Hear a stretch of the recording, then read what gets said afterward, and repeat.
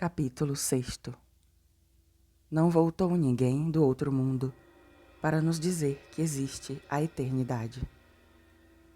Não há tal, se consultardes a história, vereis como frequentes vezes Deus permitiu em todos os tempos viesse alguém dizer-nos da existência das verdades que ele revelou.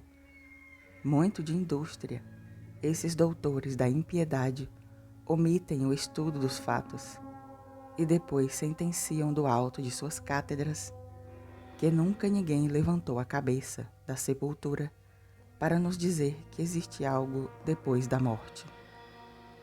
A história da Igreja na Polônia registra um fato importantíssimo, sucedido em 1070, com Santo Estanislau, bispo de Cracóvia. Trata-se de uma prodigiosa ressurreição perante muita gente, numeroso clero e magistrados. Boleslau, rei ímpio e cruel, movera contra o santo bispo Estanislau uma feroz perseguição. Entre outras coisas, acirrou de ódio contra o bispo os herdeiros de um Pedro Miles, que tinha morrido 3 anos antes, deixando para a igreja uma de suas terras. Os herdeiros, certos do apoio do rei, processaram o santo e, tendo subornado ou intimidado as testemunhas, conseguiram que Estanislau fosse condenado à restituição do terreno.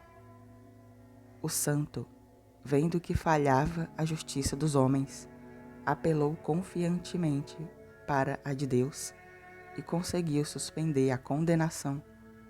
Prometeu chamaria como testemunha o próprio testador que jazia havia 3 anos na sepultura.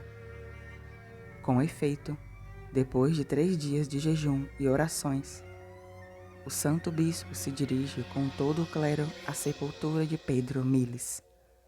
Aberto o túmulo, encontraram, como se previa, poucos ossos no monte de pó, e já os adversários se alegravam, certos da vitória. Mas o santo, com voz majestosa, ordena ao cadáver que ressuscite em nome daquele que é ressurreição e vida. E no pronto, aqueles ossos se aproximam, cobrem-se de carne, na presença de uma imensa multidão, possuída de grande terror. O bispo tomou-o pela mão e o levou diante de Boleslau, para certificar a verdade da doação feita, confundindo destarte o rei e os herdeiros. Perguntou-lhe depois se preferia voltar à sepultura ou viver ainda alguns anos na terra.